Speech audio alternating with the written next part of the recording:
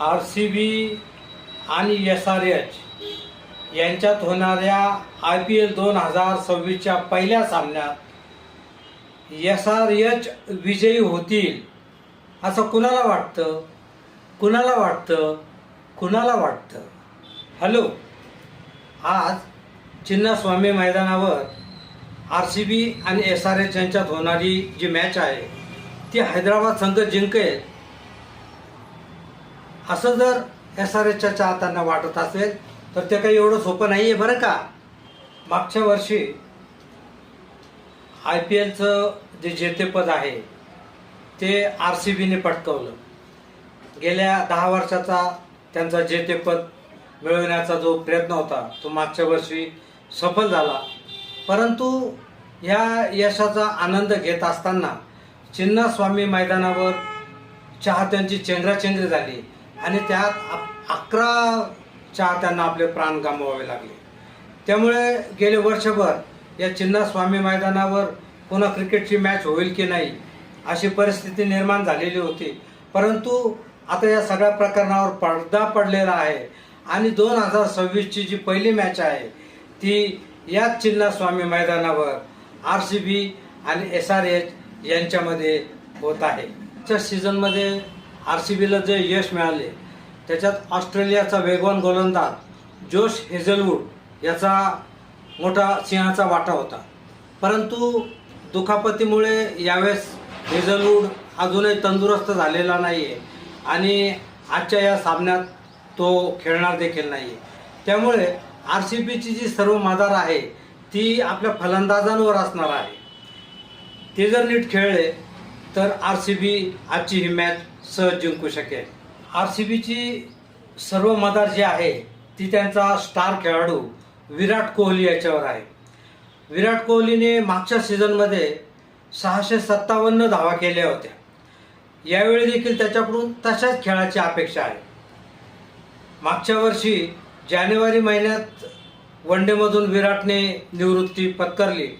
त्यानंतर तो मैदानावर दिसलेला नाही आहे.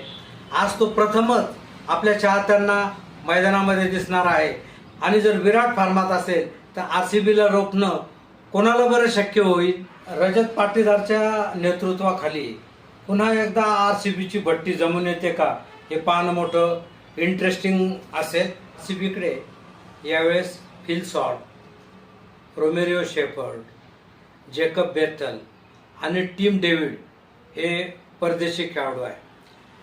परंतु त्यांची जी गोलंदाजी आहे ती गोलंदाजीची मदार भुवनेश्वर कुमार आणि कुणाल पांड्या यांच्यावरच आहे.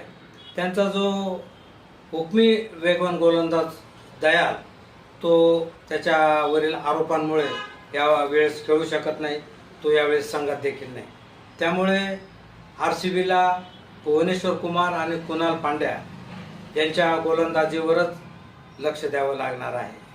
आजच्या या सामन्यात हैदराबादच जिंकल असं जे SRHच्या चाहत्यांना वाटतं त्याचं मेन कारण आहे त्यांचे फलंदाज ईशान किशन, अभिषेक शर्मा आणि ट्रेव्हिस हेड हे तिघही सध्या खूप फॉर्मात आहेत.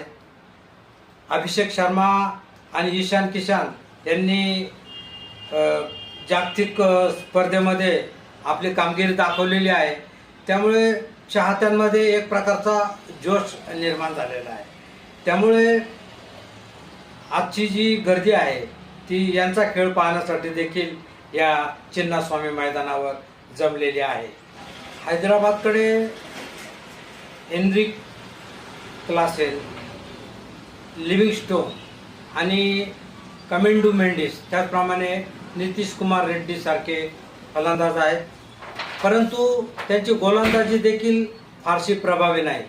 त्यामुळे RCBचे फलंदाज त्यांच्या या गोलंदाजांवर तुटून पडण्याचा प्रयत्न करतील. SRHचा कर्णधार ऑस्ट्रेलियाचा पॅट कमिन्स दुखापतीमुळे आजच्या या सामन्यामध्ये खेळू शकणार नाही. त्यामुळे ईशान किशन यावेळेस SRHचं नेतृत्व करत आहे. SRHची गोलंदाजी थोडीशी दुबळी असली तरी त्यांची जी मदार आहे ती ईशान किशन, अभिषेक शर्मा आणि ट्रेव्हिस हेड या तिघांवर असणार आहे. चिन्नास्वामी स्टेडियमची जी खेळपट्टी आहे ती प्रामुख्याने फलंदाजीला चांगलं प्रोत्साहन देते असा तिचा लौकिक आहे. परंतु गेले वर्षभर या मैदानावर एकही मॅच झालेली नाही. त्यामुळे नवीन जी खेळपट्टी केलेली आहे ती वेगवान गोलंदाजांना आणि फिरकी गोलंदाजांना कशी साथ देते याच्यावर हे अवलंबून आहे.